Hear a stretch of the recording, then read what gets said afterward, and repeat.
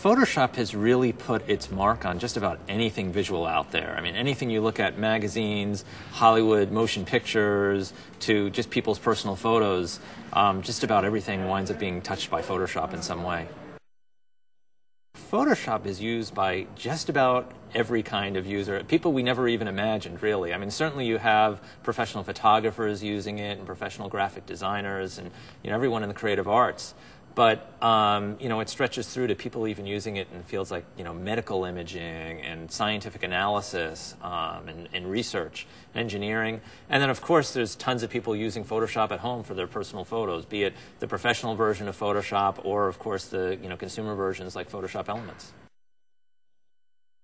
Photoshop has really constantly changed over the past 20 years, and there's been a lot of innovation over that time. We've had new releases of Photoshop out almost every 18 to 24 months during that time, and each one really breaks new ground in terms of what it can do with images. The latest wave of innovation is really around photography. So, one of the new fields now is in research is something called computational photography. And as the name suggests, you're sort of computing your photo after the fact.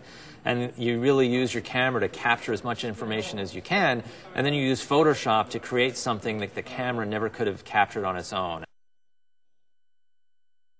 The amazing thing with Photoshop is the entire community that's sprung up around it.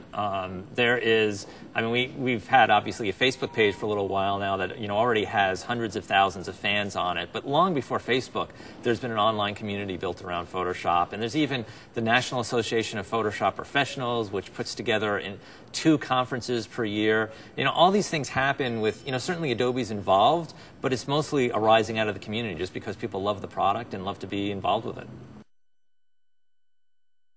I've actually been at Adobe for 15 years, and 14 of those years involved with the Photoshop team. And the interesting thing is that I'm not the only person who's been here for quite a while. I mean, of course, we have new people as well. It's always good to keep things interesting with new folks. But people like to stick around because it's just there's always a lot to do with Photoshop. There's constant innovation, things keep changing, and there's a great relationship with the customers. A lot of the people on the team have personal relationships with the photographers and designers using the product, and that just keeps it really interesting.